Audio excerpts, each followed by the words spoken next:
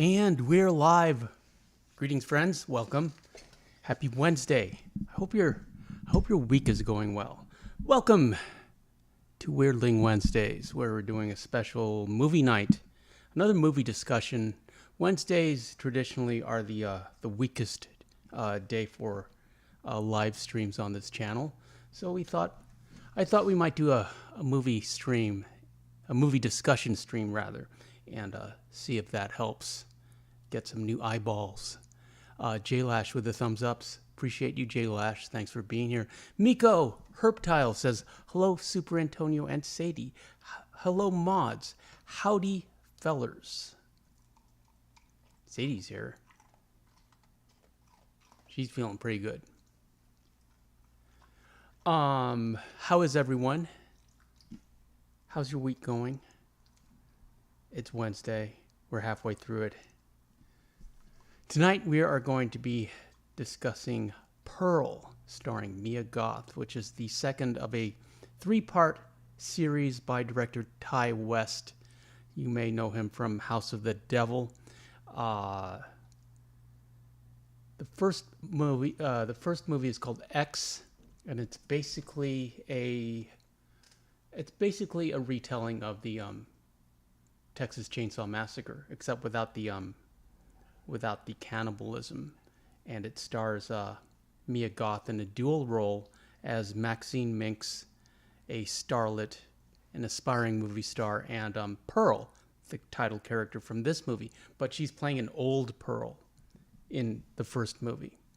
So if we have time, I will discuss the first movie later on in the stream, and it's not necessary to have seen that movie, but it does inform the character and the tone and the desperation of the second movie, Pearl, which is my favorite in the series so far. I haven't seen Maxine. I'll see it at some point, and perhaps I will do, if depending on how well this series does, perhaps I'll do a discussion on all three. But right now, at least, Pearl is my favorite of the series, and I'm very impressed with Mia Goth as an actress. She has an X factor. She has a quality about her, a charisma, and this movie reminds me of The Wizard of Oz and Alfred Hitchcock's Psycho. Her character Pearl is going to become iconic, like Norman Bates in cinematic history, and she's probably already typecast, like Anthony Perkins got typecast, where she's just going to be playing these crazy, intense women for the rest of her life.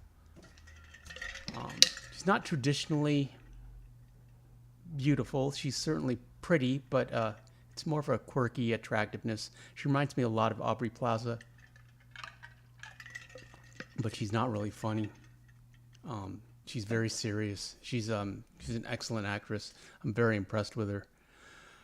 So I have a slideshow for you, and as always, we cannot show it at full screen because I don't own any of the copyright licenses for this. So, anyways, let's get into it. Pearl, to quote Wikipedia, an extraordinary origin story, is a 2022 American psychological horror film, directed and produced and edited by Ty West, co-written by West and Mia Goth, who reprises her role as the title character, and featuring David Corenswet, Tandy Wright, Matthew Sunderland, and Emma Jenkins Purro in supporting roles. A prequel to X, and the second installment in the X film series, it serves as an origin story for the title villain, whose fervent aspiration to become a movie star led to her committing violent acts on her family's Texas homestead in 1918. It's beautifully filmed, too. It was filmed in New Zealand, which adds a surreal quality, because it's not exactly America. It's there are subtle differences, and she has a pet alligator. A direct sequel, let's see. Pearl drew inspiration from the works of Douglas Sirk, um, Technicolor films like The Wizard of Oz and Mary Poppins, and Disney films. It had its world premiere at the 79th Venice International Film Festival and was released in theaters in the United States in September 2022. The film grossed over $10 million and received positive reviews from critics, with Goth's performance receiving considerable praise. A direct sequel to X, titled Maxine, was released on July 5th, 2024, with Mia Goth reprising her second role from the first film. But it is related to this film in interesting ways that I will discuss towards the end. So the plot. In 1918, Pearl is a young woman living with her German immigrant parents on their farm in Texas, while her husband, Howard, serves in World War I. And when you meet her, she seems very innocent and childlike. She has a childlike charm to her. She's doing her chores. She's talking to her animals that she's named. She's named all the farm animals after her favorite movie stars. She also has a pet alligator, and but she seems very isolated. Her father is wheelchair bound and can't speak. He's had a stroke of some sort. The mom is very German, speaks with a German accent. Note, we are at war with Germany right now, in 1918. And she's very strict. And Pearl just seems like a wild child, head in the clouds, dreaming of a better life and escaping the farm. So that's your first impression of her, and that's due entirely to the charm and charisma of Mia Goth as an actor. Also, this movie was filmed during the COVID pandemic, and they set it during the Spanish flu pandemic, so everyone's wearing masks. I think it was a nice way to get around, the mask mandates at the time. Very clever. So anyways, her father is infirm and paralyzed, and her strict mother, Ruth, insists that she help care for both of them and the farm as they isolate themselves to protect against the Spanish flu pandemic. Ruth is also afraid because they're German, and, she's afraid of the townsfolk, even though, they're American, but they're German Americans. Pearl aspires to be a chorus girl or a film star, which Ruth disapproves of, and chafes under the isolation. Pearl confides in the animals. She talks to the cow and the goats, and the chickens. But it's a little bit off. It's a little bit weird, but it's very charming. Also, I have the slideshow shows screenshots from all three movies, X, Pearl, and Maxine. Pearl also shows signs of psychopathy. She abuses her father in secret and kills animals, which she feeds to her pet alligator that she named Theta, after Theta Bara, another silent movie star. One day, while visiting town, Pearl meets a projectionist who takes a liking to her. After returning to the farm, Pearl continues to show signs of mental disturbance as she dances with a scarecrow in a cornfield and has an intimate moment with it. During supper, Ruth berates Pearl for her behavior and withholds her food. Pearl hears from Mitzi, her wealthy sister-in-law, of an audition to find new dancers for a troupe around the state, and envisions it as her ticket out of spending her life on the farm and having to care for her father. She later visits the projectionist, who shows her the illicit stag film A Free Ride, an early porno, and encourages her to pursue her dreams.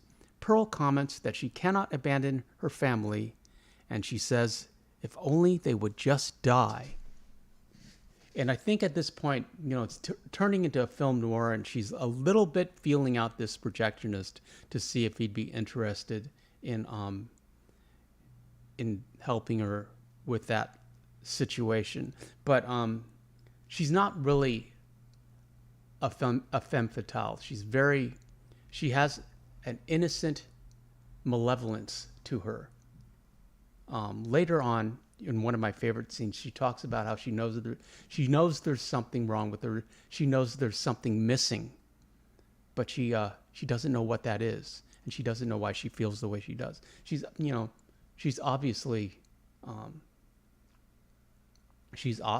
a psychopath, but that had barely been defined at this point in 1918.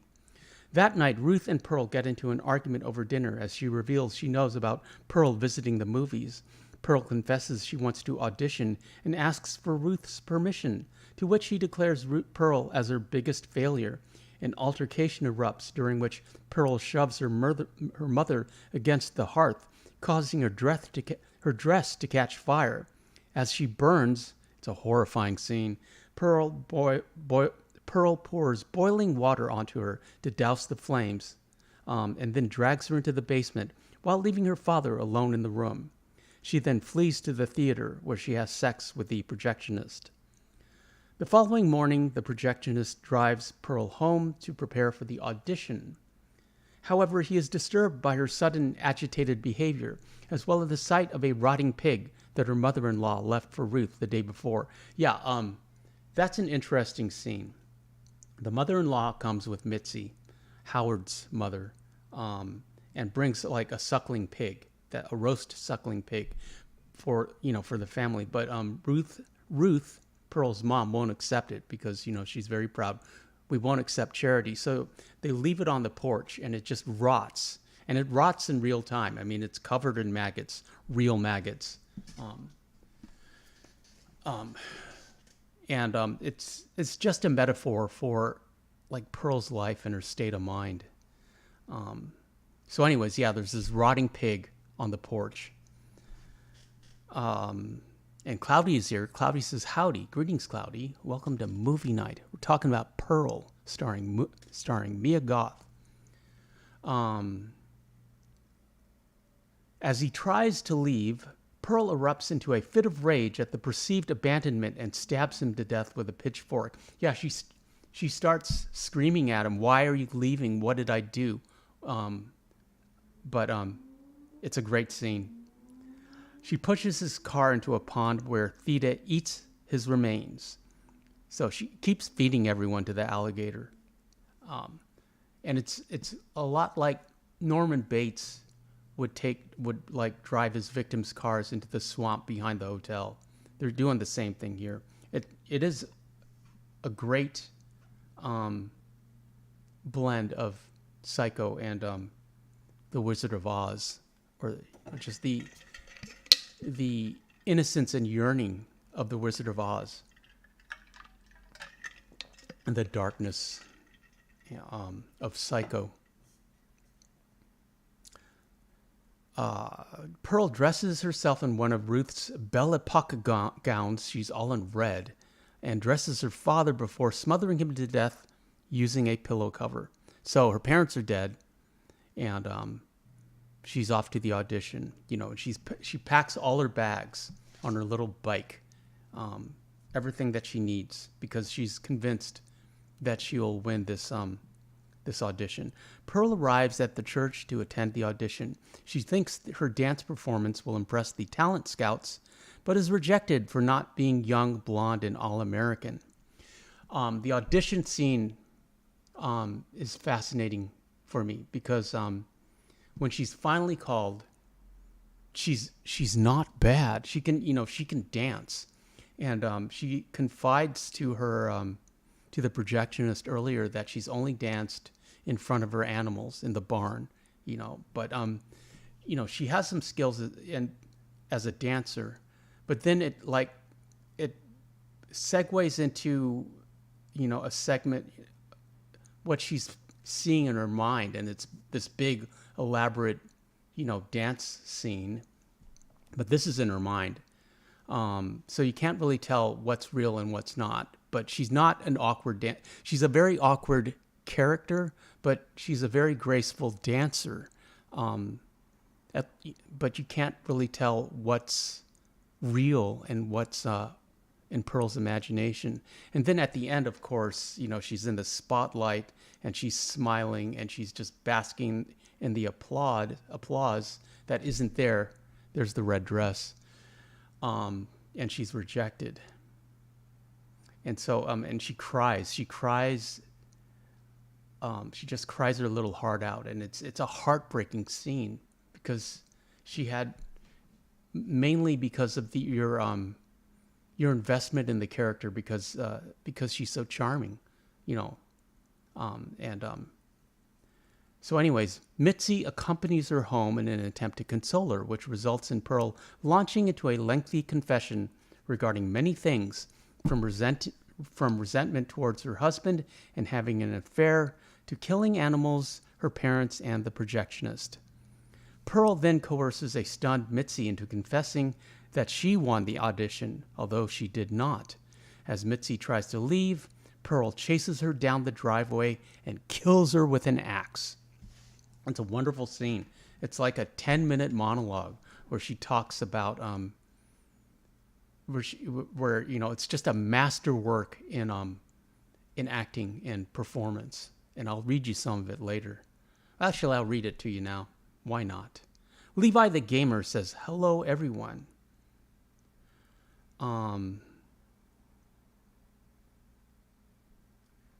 So they're just sitting at the table, and Pearl goes, "Do people like you?" And her sister-in-law is blonde, is beautiful, she's conventionally attractive, and Pearl is not exactly plain, but she's a cute girl, but she doesn't look like Mitzi. Do people like you ever feel this way? Figure you don't. You seem so perfect all the time. Lord must have been generous to you. He never answered any of my prayers. I don't know why. What did I do? What is wrong with me? Please just tell me so I can get better. I don't want to end up like Mama. I want to be dancing up on the screen like the pretty girls in the pictures. I want what they have so badly. To be perfect. To be loved by as many people as possible. To make up for all the time spent suffering. Sometimes I wake up in the middle of the night and a fear washes over me because what if this is it? What if this is right where I belong? I'm a failure. I'm not pretty or naturally pleasant or friendly. I'm not smart or funny or confident. I'm exactly what Mama said I was. Weak. But I don't know why. What did I do? Why wasn't my family like yours? I hate it I hate what it feels like to be me and not you. I'm so scared that when you finally come home, you'll see me and be frightened like everyone else is. I know what I've done. Bad things. Terrible, awful, murderous things. I regret them now, but I liked how they felt. I wish I didn't, but I did. And that's what I mean about knowing the first movie, seeing the first movie and informing the second movie. Because in the second movie, Pearl is like old. She's she spends her life on that farm. She never gets to leave that farm.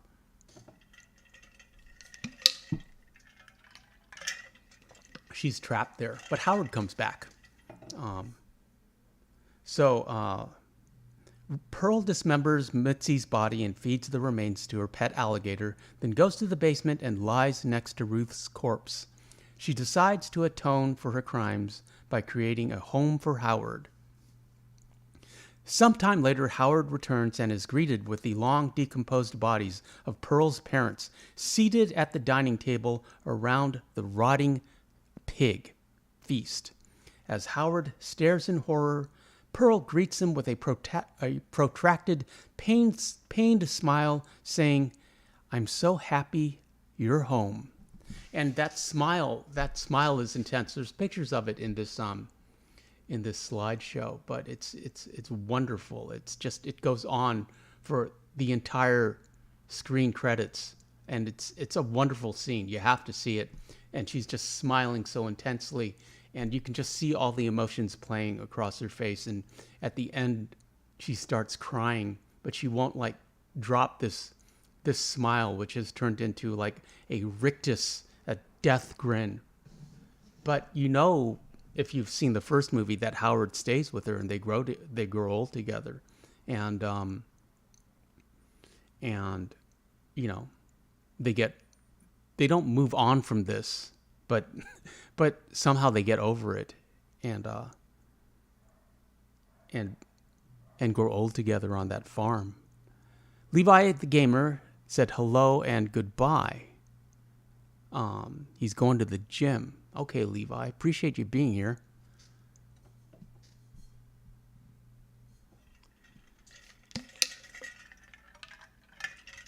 Moving on to development. Ty West began a script for the prequel film during the production of X. He stated that the prequel had been developed from a story he had collaborated on with Mia Goth, and that he had seen it either as becoming a potential film or simply serving as a backstory for Goth's role as Pearl in the first movie. After the onset of the coronavirus pandemic, seeing its impact in the cinema industry, West stayed. O-Dog's here. Greetings, O-Dog. Appreciate you being here, friend. Do you know who Mia Goth is? Have you seen this movie? West stated that he had been inspired to continue working and decided to begin production of the prequel immediately after wrapping on the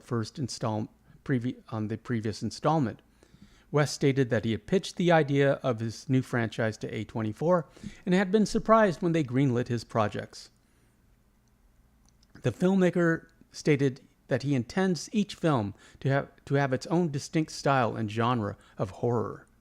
Describing his approach to X, he said he was heavily influenced by the Texas Chainsaw Massacre franchise and the works of Mario Bava, and explore how the rise of independent filmmaking affected society. Regarding Pearl, he described it as a Douglas Sirk melodrama, meeting the Technicolor style, lost my place, of Mary Poppins and The Wizard of Oz, made as a demented Disney movie, and said it will explore how Hollywood filmmaking has influenced people.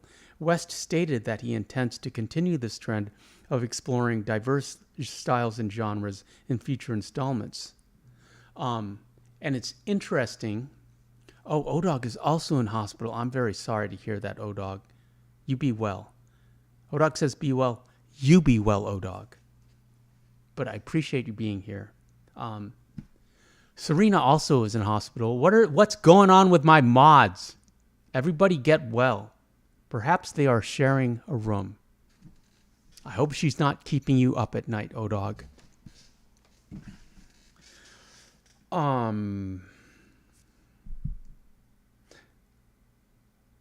With the release of the first publicity poster, it was announced that West would once again serve as film editor alongside his other production roles. Yeah, I'm really enjoying Ty West as a director.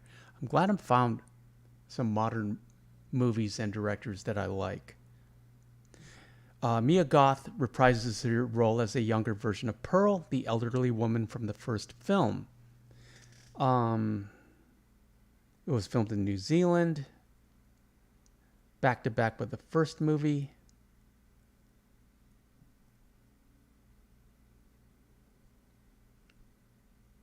Let's see. It grossed $4 million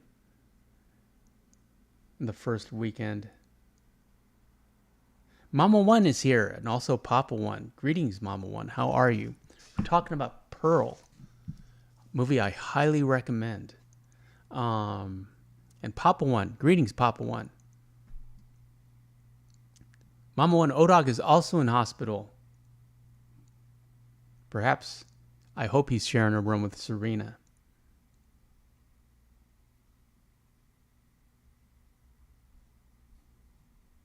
Critical response. On Rotten Tomatoes, the film holds an approval rating of 92% with an average audience rating of 7.8 out of 10. The site's consensus states, Pearl finds Ty West squeezing fresh gore out of the world he created with X, and once again benefiting from a brilliant Mia Goth performance. Yeah, I would describe her performance as brilliant. Reviewing the film following its Venice Film Festival premiere, Peter Bradshaw of The Guardian praised West's direction and Goth's grandiose performance, assigning it a perfect rating of 5 stars and remarking, "Perhaps I shouldn't have enjoyed Pearl as much as I did, but it's clever, limber, gruesome, and brutally well acted. A gem." In his review for The Hollywood Reporter, David Rooney described it as a cleverly packaged pandemic production with narrative echoes of that global anxiety, praising the screenplay, cinematography, score, and Goth's performance, which he compares to that of American actress Shelley Duvall in The Shining. It's as intense as Shelley Duvall's performance, but it's a completely different character. Pearl isn't weak. Pearl is Pearl is anything but weak. In a negative review, hold on. In the year-end retrospective for Daily Grindhouse, Preston Fassel named the film as the best horror movie of 2022, as well as the best film of the year, period, a bona fide cinematic classic that deserves Criterion status. In a negative review, Ewan Gleedo of Cult Following wrote that while West doubles down on what made X such a chilling feature and consolidates what he is good at, the film ultimately feels like a weak parody of the MGM days of The Wizard of Oz. Similarly, Derek Smith of Slant Magazine thought while the Wizard of Oz references were purposeful, they lacked follow-through, creating an impression that the film is more focused on showcasing its cleverness rather than enhancing its narrative or character depth. More on the Wizard of Oz references, there's not like that transition from black and white to Technicolor or sepia to Technicolor, but just her Pearl's yearning to step into the movie screen to become a movie star of a sort. Like a chorus girl, that's the height of her ambition. But just to be able to be transported by cinema to a faraway land that she doesn't know, that seems very Wizard of Ozzy to me. Also, I wanted to mention in Maxine, and Maxine is the title, is also played by Mia Goth. And Maxine is I'm spoiling for you, but she's the only survivor of the massacre at Pearl's farmhouse in 1979 from the movie X, the first movie. And she goes on to Hollywood to become a movie star of a sorts, fulfilling Pearl's dream. Even though it's not Pearl, she's not related to Pearl, but she's played by the same actress. She's, there's a lateral reference there that is just wonderful. Filmmaker Martin Scorsese was reportedly impressed by the film, calling it mesmerizing. I still think it's mesmerizing, stating that it was powered by a pure, undiluted love for cinema. The New York Times named the character of Pearl one of the 93 most stylish people of 2022, highlighting her blood red dress, lacy blue bow, smudged makeups, boots, and axe. Yeah, she likes her axe. And then the third film is Maxine, which is set in the 80s, which I haven't seen yet. And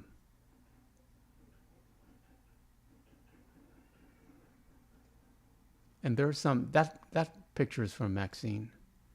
At any rate, that's what I have to say about Pearl. What's that about? And I thought we could chat for a bit. I'm happy to chat with you guys. What's this going on? I didn't mean to have the support text for there. 7 viewers in the chat. I hope you enjoyed that. Welcome. Mama One, how are you? What's for dinner? Papa One, greetings, old friend. Appreciate you. Glad you're here. Don't get sick. I'm down 2 mods. What's that about?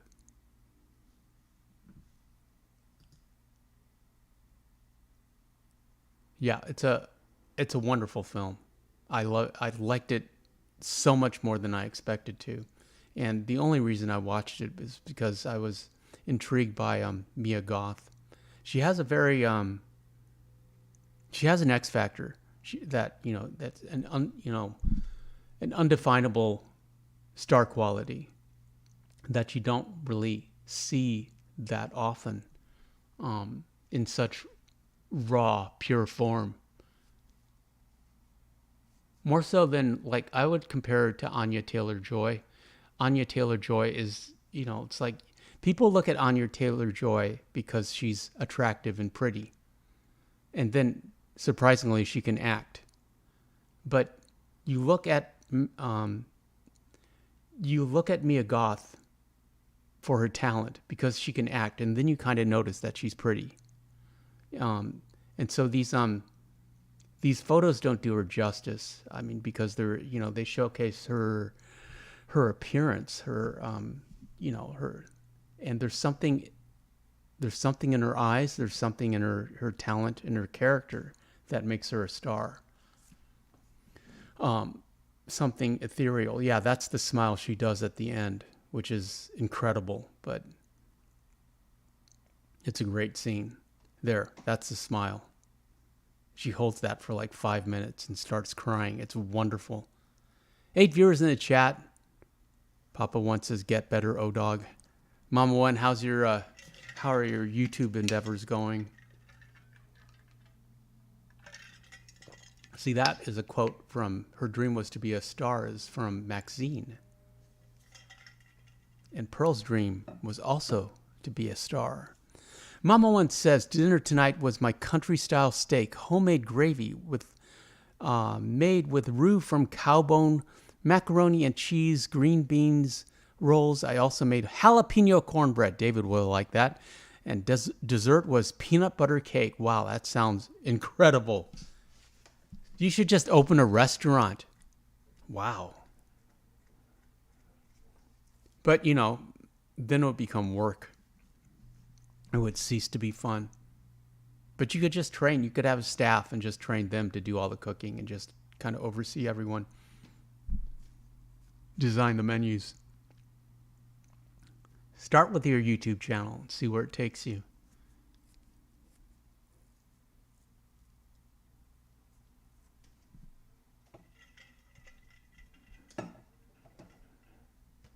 Well, we have time. Why not talk about X? X is the first movie.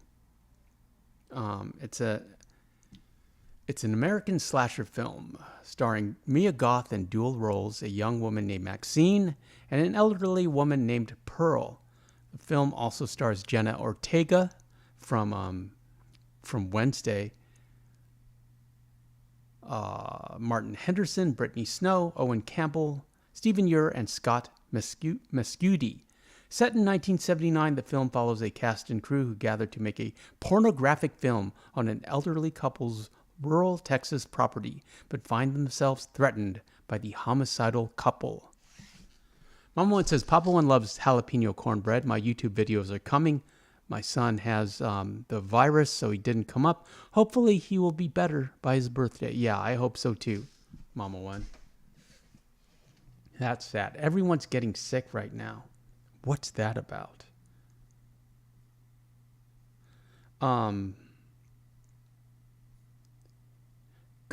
Mia Goth underwent extensive prosthetic makeup for Pearl, and special effects were employed to depict violent scenes in the film.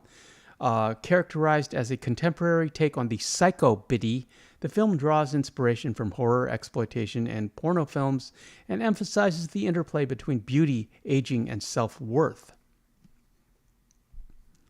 Yeah, she was the breakaway star out of X just from playing this dual role of Pearl and Maxine.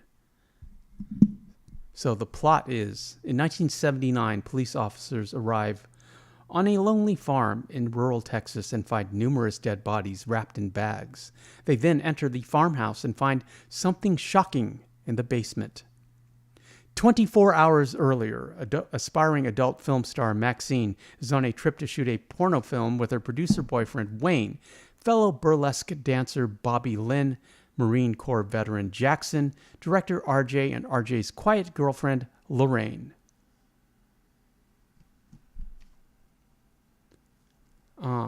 The group arrives at a farm owned by Howard and Pearl, an elderly couple who have a guest house they rented out for the shoot. Howard disapproves of the group, but Wayne excuses this due to not informing Howard of their intentions. While Bobby Lynn and Jackson act out a scene, Pearl invites Maxine into the farmhouse and expresses an unusual fixation on her, as Maxine looks exactly like Pearl when she was young. Howard returns home and Pearl rushes Maxine out, urging her to keep it a secret. Maxine returns to the guest house and shoots a sex scene with Jackson in the barn, as Pearl secretly watches and imagines herself in Maxine's spot. Pearl attempts to seduce Howard, but he turns her down, citing heart problems. Later that night, Lorraine asks to participate in the shoot, upsetting RJ. When everyone is asleep, an angry RJ attempts to drive away and strand the group at the farm, but finds Pearl in the driveway. After he rebuffs her advances, Pearl stabs him to death with a pitchfork. And she uses the pitchfork a lot in the first movie, or the second movie. Noticing that RJ is missing, Lorraine and Wayne look for him. In the barn, Wayne steps on a large nail and is killed by Pearl with a pitchfork. Meanwhile, Howard invites Lorraine into their house, claiming Pearl has gone missing. He asks Lorraine to retrieve a flashlight from the basement. When she goes down, Howard locks the door and she discovers a naked male corpse hanging from the ceiling.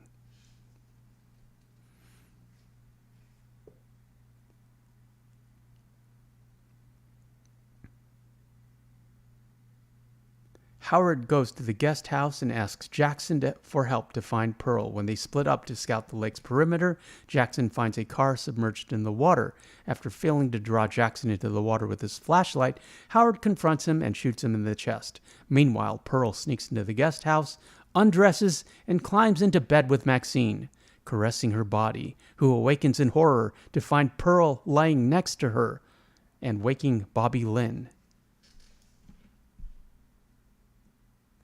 Mama once says, in exciting news, I'm going to be helping a friend who breeds horses. She has a pregnant American quarter horse who is expecting twins, plus another horse, a beautiful Arabian, who has a cream coat, who is also expecting. That sounds like fun, and that sounds like good news. We need more good news right now, and new life is always good news. Baby colts. That's just what we need, Mama One. Back in the house, Lorraine breaks through the basement door with a hatchet, but Howard breaks her fingers. Bobby Lynn finds Pearl on the lake's edge and tries to help her. Pearl insults Bobby Lynn and pushes her into the water, where an alligator kills her. It's not Theta, it's another alligator. Pearl and Howard reunite and enter the guest house where they have an intimate moment. Maxine escapes to the van. Pearl and Howard are like super old too, okay? Even though Pearl is, is Mia Goth, wearing like full body makeup, full body prosthetics. She frees Lorraine. Maxine escapes to the van and arms herself with a pistol. She frees Lorraine, who runs out the front door, only to be shot by Howard. As the couple moves her body inside the house, Lorraine's corpse twitches, startling Howard and causing him to have a fatal heart attack. Maxine retrieves the keys to Howard's truck and attempts to shoot Pearl, but the pistol is not loaded. Pearl shoots at Maxine with Howard's gun, but the recoil knocks her back onto the porch, breaking her hip. As Maxine gets into Howard's truck, Pearl berates and insults her. Maxine reverses the truck, crushing Pearl's head before driving away. It is revealed that Maxine is the daughter of a televangelist frequently heard throughout the film. The police discover RJ's camera, with the sheriff speculating that it contains footage of, quote, one goddamn effed up horror picture. So, Pearl, the protagonist of the movie we're discussing, actually dies in the first movie, X, which is a prequel. But this movie is a prequel. It's like Red Dead 2 and Red Dead 1, you know. But it informs the viewing of the second movie in the sense that that Pearl never left the farm. She somehow got Howard involved in her madness, in her homicidal madness, and they grew old together, bonded by a love of each other and probably killing travelers as they came upon the farm. Mama once says twins are dangerous for horses. Only few twins have made it. Usually only one is healthy. I've only seen one horse live who gave birth to twins, but she was a Clydesdale. Oh, that's not good. My friends Brenda and Randy are the horse ranchers. Ironically, Randy worked for me and Dad for years. He was an outdoorsman through and through. He would live in a camp like old times for weeks on end. Oh, that's what Papa One says. So yeah, X, and then the third one is Maxine, which is out now, which is doing quite well and is set in the 80s. And as I said earlier, Maxine fulfills Pearl's dream of becoming a movie star in Hollywood. But, it's a Ty West movie, so there's a twist. But yeah, she's my new favorite movie star. Supplanting, I guess, Scarlett Johansson. But Scarlett Johansson was always more of a screen crush than an actual, movie star. I don't think she's a great actress. She's an okay actress. And I'm very impressed with Mia Goth's acting chops. Papa One says he ended up marrying Brenda, who was a farm girl through and through. Well, it sounds like a good match. They stayed with us well into the 2000s after Dad had passed. And they eventually bought some land and started their own ranch. That sounds good. That sounds like a plan.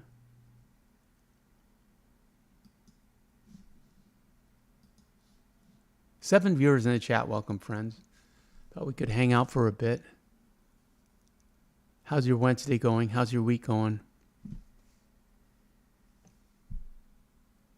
ODog, any news? How long are you going to be in hospital? And when are you getting out? That's what I want to know, if you're still watching. We need some reassurance.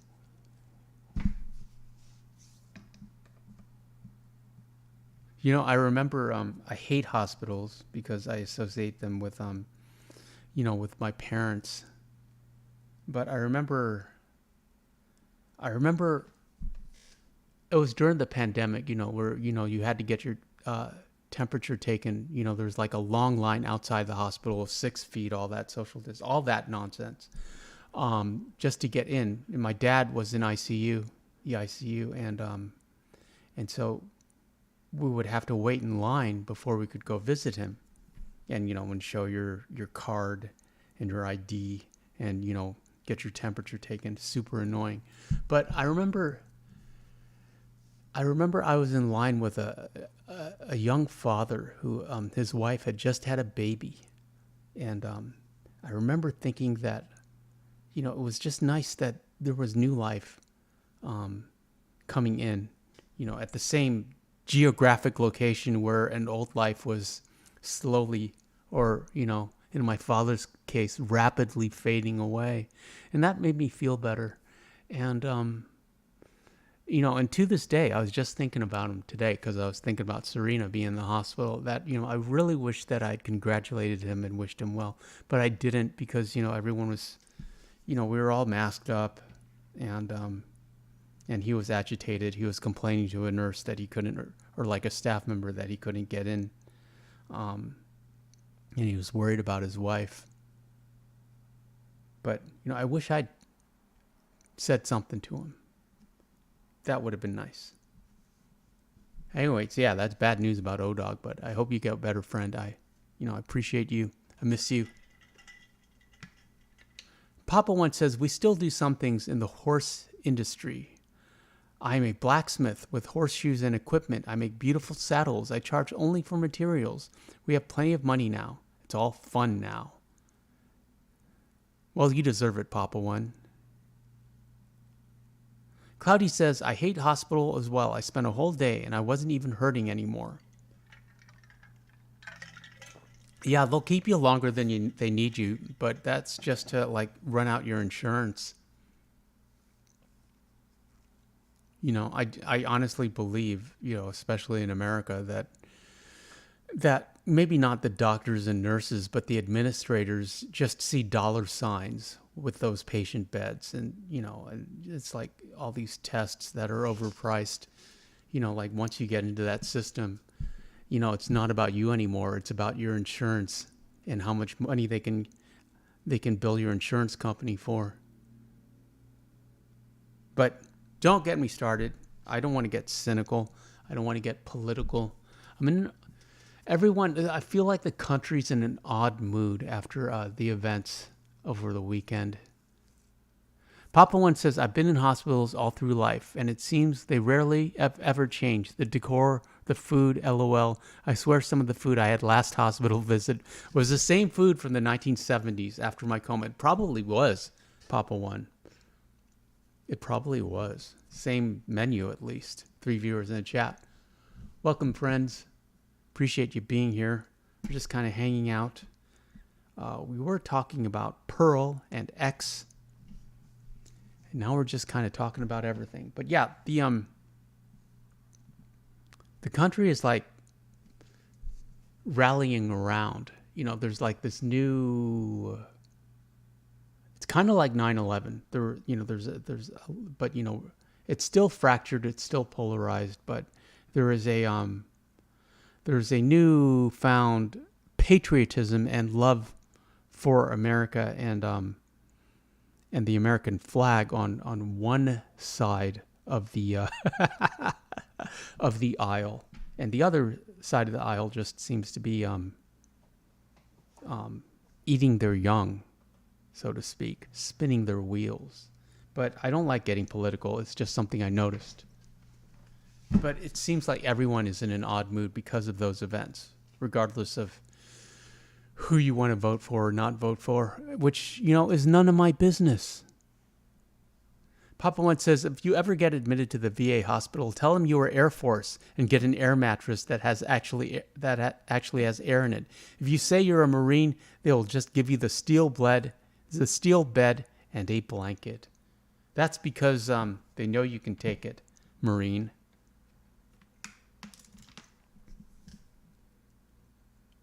They know you can take it.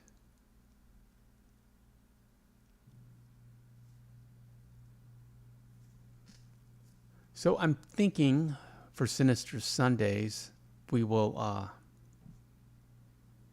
do Aleister Crowley, who is a British occultist, and he's kind of a Satanist. Not really, but it's like Led Zeppelin and the Beatles discovered him in the 60s, and he's sort of related to, he inspired Anton LaVey. He inspired like the modern satanic movement. He's a little bit witchy, but that is for David and Chrissy, who are not here tonight, missing in action. That's okay. Shout out to David and Chrissy, as always. Free Roam Fridays will continue to be mostly peaceful. I think we're just going to pet all the dogs we can find. Ride around and pet the dogs. That's all I've got planned for Friday. Saturday, we'll either do a horse show or another movie. Maybe another movie just because I'm enjoying movie nights. Cloudy says, Super Antonio, have you watched Rango? It's a funny Western cartoon film. I've heard of it. That stars Johnny Depp, doesn't it? Rango. As a lizard cowboy or something.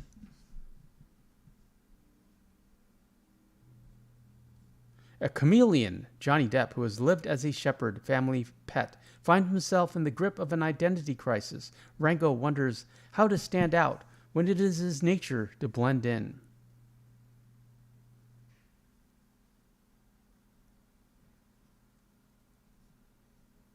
When he accidentally winds up in a frontier town called Dirt, he takes the first step on a transformational journey as the town's new sheriff. Interesting.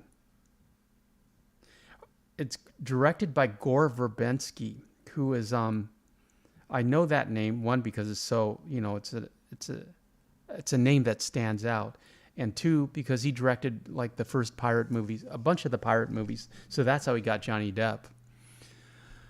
Mama one says, we only do politics when it comes to our farms. We run the politics there, and we say what the law is. When you work hard and live like we do, stress goes away. And Cloudy asks, have you done a stream that you just go for all the legendary fish? I have not, simply because I do find the fishing to be it's a fun practice, but it makes for a very boring video, in my opinion.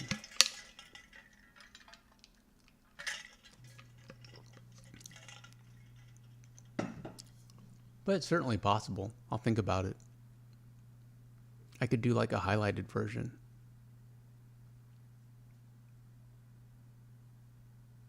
Mama one says, you should play Call of Juarez, Bound in Blood. It's set in 1864 through 1866. It's a Wild West game.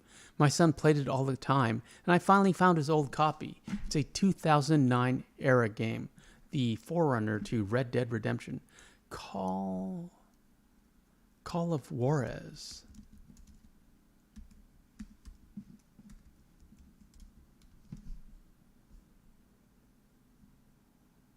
Call of Juarez is a first-person shooter game created by Powell Selinger in 2006.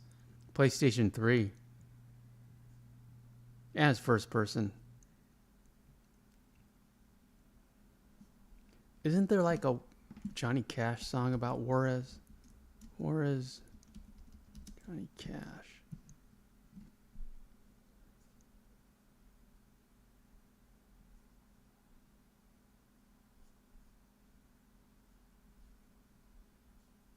No, that's not the song. That's not the song I'm thinking about.